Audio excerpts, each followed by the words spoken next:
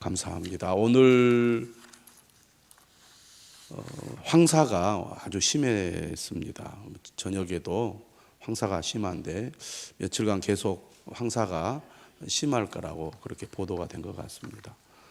특히 이제 호흡기 질환이 있는 분들은 더 주의를 해야 할 그런 날씨인 것 같습니다. 지금 가정의 달을 맞이해서 5월 5일이 어린이날이었고 또 내일은 어버이날이죠. 우리가 자녀들을 잘 양육해야 될 또 책임도 있고 또 아직 살아계신 부모님들께 우리가 효도하고 공경해야 할 또 의무도 있습니다. 여러 가지 면에서 또 마음이 무겁고 어깨가 무거운 그런 5월일 수 있지만 믿음의 사람들 또 하나님의 은혜 아래 거하는 사람들은 하나님이 주신 귀한 선물이잖아요. 자녀들은 하나님의 선물이고 또 부모님도 하나님께서 우리에게 주신 귀한 은혜의 선물 아닙니까? 부모님이 존재함으로 우리 자녀들이 존재하는 것이기 때문에 하나님의 생명의 통로요, 축복의 통로인 부모님께 효도하는 것은 매우 귀하고 값진 일입니다. 마음을 다하여 우리가 부모님을 공경하는 것은 주님의 명령이기도 하고 우리가 이 땅에서 장수하고 복을 누리는 길이기 때문에 우리가 부모님에게 효도하는 일은 매우 귀하다고 하겠습니다. 우리가 자녀로서 부모에게 효도하는 삶을 잘 실천을 해야 또 우리의 자녀들도 우리를 보고 우리에게 효도하게 될 것입니다. 물론 지금 이 시대는 매우 개인주의적이고 자신의 삶을 가장 중요하게 여기는 시대이기는 하지만 그럼에도 불구하고 우리가 공동체, 가족은 매우 중요한 삶의 원리이기 때문에 우리 자녀들이 부모에게 효도하도록 잘 안내하고 가르치는 것, 우리 자녀들을 위해서도 꼭 필요한 일이라고 봅니다. 너희들은 건강하게 자라기만 해. 너희들은 너희들이 하는 일만 열심히 하면 되고 너희들은 너희들만 탈 없이 잘 크고 잘 살면 돼. 굳이 효도할 필요 없어. 우리가 그런 생각을 가지고 자녀들에게 그렇게 이야기하는 경우들도 있지만 그럼에도 불구하고 우리는 하나님의 말씀의 원리를 따라서 자녀들이 부모에게 효도하도록 가르치고 안내해야 할 것입니다. 왜냐하면 그것이 진정으로 우리 자녀들이 잘 되는 길이기 때문입니다. 그래서 자녀들이 어버이날이 되었는데도 관심도 없고 부모에게 효도할 생각이 전혀 없다. 그러면 지혜롭게 잘 유도해서 어버이날 효도하게끔 그렇게 이끌어줄 책임도 우리 부모에게 있겠고요. 또 아직 우리의 부모님이 살아계시다면 부모님을 우리가 잘 공경하는 것도 매우 중요하리라고 봅니다. 그게 다 지혜가 아니겠습니까? 자, 오늘 우리가 읽은 말씀 잠언 3장 13절에서 20절의 말씀은 지혜의 송가라는 제목을 가지고 있습니다. 지혜를 찬양하는 노래죠. 지혜를 얻은 자와 명철을 얻은 자는 복이 있나니. 어떤 사람이 복이 있는 사람이냐? 지혜를 얻은 자, 명철을 얻은 자가 복이 있다는 겁니다. 지혜와 명철은 사실 짝으로 나오고 거의 동의어라고 생각하시면 되겠습니다. 우리가 살아가면서 지혜롭다는 것이 얼마나 중요합니까? 저는 무엇보다도 우리 성도들이 이 세상을 살아가면서 지혜로운 사람, 지혜로운 삶을 살아갈 수 있으면 좋겠습니다. 오늘 본문에 보니까 지혜가 얼마나 귀하고 중요한지 14절 15절에서 이렇게 얘기하죠. 이는 지혜를 얻는 것이 은을 얻는 것보다 낫고 그 이익이 정금보다 나음이니라. 지혜는 진주보다 귀하니 네가 사모하는 모든 것으로도 이에 비교할 수 없도다. 다시 말하면 우리가 무엇에 가치를 둘 것인가, 어떤 것이 정말 가장 중요한 가치인가라고 우리가 생각할 때 지혜야말로 우리의 삶의 가장 중요한 가치라는 거예요. 그런데 요즘 아이들은 어떤 생각을 많이 하느냐면 돈을 많이 버는 것, 부자가 되는 것을 가장 중요한 가치로 여깁니다. 그 책임이 누구에게 있을까요? 사실은 어른들, 부모들에게 있다고 볼 수가 있겠죠. 그래서 조물주 위에 뭐가 있습니까? 건물주가 있다는 거죠. 왜 그런 얘기를 합니까? 오늘 14절에 나오는 은과 정금과 진주가 가장 가치 있다고 생각하기 때문입니다. 그러한 사상은 어디에서부터 나왔겠습니까? 부모로부터 나왔다고 볼 수가 있겠죠. 기성세대로부터 나왔다고 볼 수가 있겠습니다. 오늘 우리들은 자녀들에게 오늘 이 잠언 3장 13절, 14절, 15절의 말씀을 분명하게 가르쳐야 될 줄로 믿습니다. 무엇이 가장 가치가 있느냐? 지혜를 얻는 것이 가치가 있다는 겁니다. 지혜의 근본은 누구입니까? 하나님이시죠. 지혜를 얻기 위해서 우리가 어떻게 해야 됩니까? 하나님의 말씀을 늘 가까이 해야 합니다. 어떤 사람이 진정으로 지혜로운 사람입니까? 하나님을 경외하는 사람이 지혜로운 사람이죠. 그런데 요즘 아이들은 만약에 당신에게 10억을 준다면 다른 사람을 죽일 수 있겠느냐? 죽일 수 있다고 얘기하는 사람들이 많아요. 아이들이. 왜? 돈을 최고의 가치로 여기기 때문입니다. 얼마나 어리석은 것입니까? 요즘 아이들은 돈을 버는 것을 매우 중요한 삶의 목적으로 여깁니다. 벌써 고등학교만 졸업하면 아르바이트를 하려고 해요.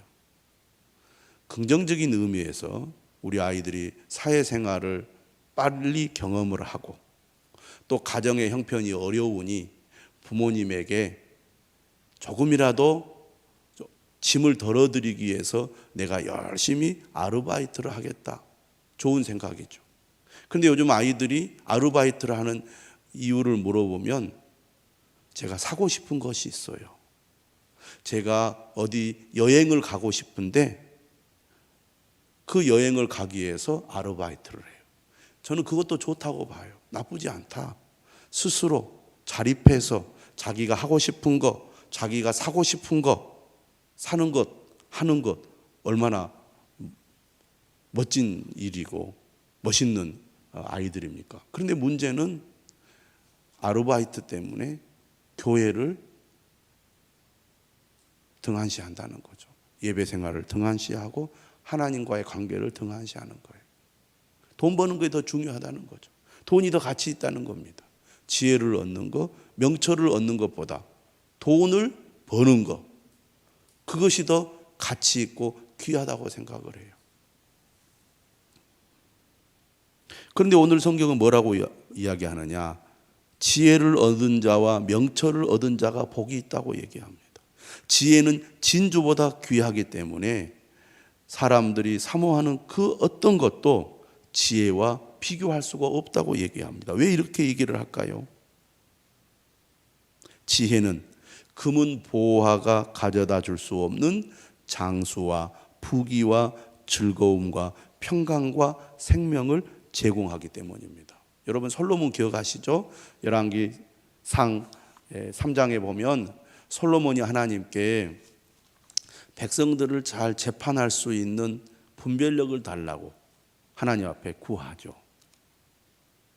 그때 하나님께서 뭐라고 얘기를 하시느냐면 하나님께서 하시는 말씀이 네가 이것을 구하도다 자기를 위하여 장수하기를 구하지 아니하며 부도 구하지 아니하며 자기 원수의 생명을 멸하기도 구하지 아니하고 오직 송사를 듣고 분별하는 지혜를 구하였으니 내가 네 말대로 하여 네게 지혜롭고 총명한 마음을 주노니 네 앞에도 너와 같은 자가 없었거니와 네 뒤에도 너와 같은 자가 일어남이 없으리라. 지혜야말로 가장 중요한 가치라는 것을 왕이 된 솔로몬은 안 거죠. 그래서 하나님께 지혜를 구했고 하나님은 그에게 지혜를 주셨습니다. 그리고 그 지혜를 바탕으로 그는 장수와 부귀와 평강과 생명을 얻게 된 것 아닙니까? 물론 금은보화 자체도 사람들에게 기쁨과 안락한 생활을 제공하죠. 돈의 능력을 사람들은 잘 압니다. 돈만 있다면 정말 내가 하고 싶은 것, 내가 누리고 싶은 것을 누릴 수 있는 그런 엄청난 힘이 있지 않습니까? 그래서 사람들은 금은보화를 좋아하고 금은보화를 구하죠. 하지만 우리가 이러한 사실도 잘 알고 있습니다. 재물로 인해서 오히려 우리의 삶에 불안이 찾아오고 그것이 욕심이 되어서 재앙과 분쟁과 죽음이 우리의 삶의 환경에서 더 자주 일어나는 것을 우리는 잘 알고 있습니다. 인생을 어느 정도 살다 보면 돈에 유익한 점도 있지만 돈 때문에 엄청난 재앙과 저주와 또 죽음이 사람의 삶을 삼켜버리는 것 우리가 잘 알고 있지 않습니까? 또한 재물은 강제로 빼앗길 수가 있습니다. 그렇죠. 그리고 빼앗긴 후에는 재물이 가져다주는 어떠한 유익도 남아있지 않게 됩니다. 재물 때문에 즐거움도 얻고 행복도 얻지만 재물 때문에 오히려 삶이 불행해지고 나의 생명도 빼앗길 수 있는 그런 늘 위험이 재물에는 늘 있다는 얘기입니다. 하지만 반대로 지혜는 아무에게도 빼앗길 염려가 없습니다. 그리고 그 유익은 부귀 영화를 뛰어넘어 삶의 평강과 생명을 공급해 준다는 것이죠. 그러므로 지혜를 얻는 것이 복이 있는 것이고 그 어떤 것보다 가치가 있는 것이라는 겁니다. 16절은 말하죠. 그의 오른손에는 장수가 있고 그의 왼손에는 부귀가 있나니 그 길은 즐거운 길이요 그의 지름길은 다 평강이니라. 이 땅에서 누리는 진정한 복은 지혜로운 자에게 속한 것이라는 거죠. 18절도 말하죠. 지혜는 그 얻은 자에게 생명나무라. 결국 지혜로운 사람이 생명을 얻는다는 것입니다. 생명나무는 본래 어디에 있는 나무였습니까? 에덴 동산에 있는 나무였죠. 선악을 알게 하는 나무의 열매는 따먹을 수 없었지만 생명나무는 먹을 수 있는 열매였습니다. 하지만 선악을 알게 하는 나무의 열매를 따먹음으로 에덴 동산에서 쫓겨나게 되었고 생명나무의 열매도 먹을 수 없게 된 거잖아요. 인간은 저주를 받아 죽음의 존재가 되었습니다. 그러나 진정으로 지혜를 얻은 자는 생명을 얻게 된다는 겁니다. 왜? 지혜로운 자는 하나님을 경외하기 때문에 그렇죠. 지혜가 얼마나 대단한 능력과 힘을 가지고 있느냐. 19절에 이렇게 말하죠. 여호와께서는 지혜로 땅에 터를 놓으셨으며 명철로 하늘을 견고히 세우셨고 그의 지식으로 깊은 바다를 갈라지게 하셨으며 공중에서 이슬이 내리게 하셨느니라. 다시 말하면 이 세상의 모든 하나님의 창조물은 하나님의 지혜를 보여주고 있다는 겁니다. 그리고 우리는 하나님이 만드신 이 피조물을 통해서 그 피조물을 알아가는 그 과정에서 우리는 지혜를 얻게 됩니다. 어떻게 하는 것이 지혜로운 길이고 지혜로운 삶인가를 깨닫게 해주는 것이 하나님이 만드신 세상의 모습이라는 것이죠.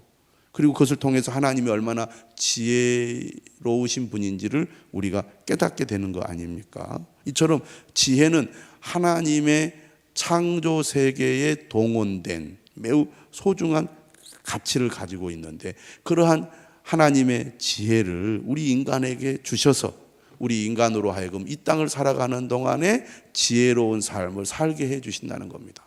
그러니까 인간이 하나님을 닮아간다는 것은 곧 하나님의 그 지혜를 깨달아 간다는 것과 사실은 같다고 하겠습니다. 오늘 이 지혜의 손과를 통해서 우리 모두 지혜를 구하는 자, 지혜를 얻기 위하여 하나님의 말씀을 가까이 하고 하나님을 경외하는 사람이 되어야겠습니다. 우리의 삶 속에서 매사에 정말 하나님의 지혜를 구하여 지혜로운 판단, 지혜로운 분별, 지혜로운 선택을 하는 사람이 되도록 우리가 힘써야 할 뿐만 아니라 우리 자녀들에게도 지혜를 소중히 여기고 지혜를 얻기 위하여 힘쓰는 사람이 되도록 우리 자녀들을 잘 안내해야 될 줄로 믿습니다. 오늘은 특별히 우리 중고등부 선생님들이 금요기도에 참여를 하셨습니다. 중고등부는 매우 중요한 시기죠. 우리가 신앙생활에서 아주 중요한 시기가 중고등부의 학생 때라고 볼 수가 있습니다. 중고등부 때 은혜를 받고 주님을 인격적으로 만나면 그 믿음이 평생을 가거든요. 그런데 중고등부 시기에 주님을 만나지 못하면 주님으로부터 멀어질 가능성이 많습니다. 그런데 문제는 이 중고등부 시기에 공부를 또 열심히 해야 되고 또 학교 생활에 집중을 해야 되는 때이기 때문에 교회 생활이나 예배 생활에 소홀히 할 이 가능성이 매우 많은 그런 또 시기이기도 합니다. 그러니까 먼저 부모된 자로서 청소년 이 자녀, 중고등학생 자녀를 둔 부모들은 정말 이 두 가지가 다 소홀히 되지 않도록 잘 도와줘야 하는 그런 시기이기도 하고, 또 선생님들은 부모님으로부터 따뜻한 사랑과 보살핌을 받지 못하거나 또 부모님의 신앙이 없거나 약하여 제대로 신앙 교육을 받지 못하는 학생들에게 특별히 그들에게 사랑도 심어주고 그들에게 믿음도 심어줘야 하는 막중한 역할을 맡은 그런 분들이 선생님이라는 거 꼭 기억할 필요가 있겠습니다. 무엇보다도 저는 이런 분명한 믿음을 가져야 된다고 봅니다. 한 영혼이 천하보다 귀하다는 거죠. 예수님께서도 심각하게 말씀했잖아요. 소자 하나를 잃어버리면 연자맷돌을 목에 걸고 바다에 빠뜨리우는 것이 나으니라. 한 영혼이 얼마나 귀합니까? 우리가 자녀를 하나 낳아서 그 자녀가 자라서 또 성장하여 성인이 되어 이런 독립적인 삶을 살기까지 얼마나 많은 관심과 사랑과 노력을 기울여야 합니까? 마찬가지로 한 영혼을 구원하는 일은 그만큼 많은 관심과 사랑과 정성을 들여야 되는 매우 가치 있는 일이고 또 보람 있는 일입니다. 그런데 이 중고등부 시절이 가장 마음이 흔들리기 쉬운, 한마디로 말하면 이 통제 조절이 잘 안 되는 시기입니다. 가정에서도 어렵고 교회에서도 어렵습니다. 그러니까 훨씬 힘이 많이 들어요. 교회 학교 유초등부 선생님들도 정말 수고를 많이 하지만 중고등부 선생님들은 더 신경을 많이 쓰고 힘이 많이 들어가는 그런 그 직분이라고 하겠습니다.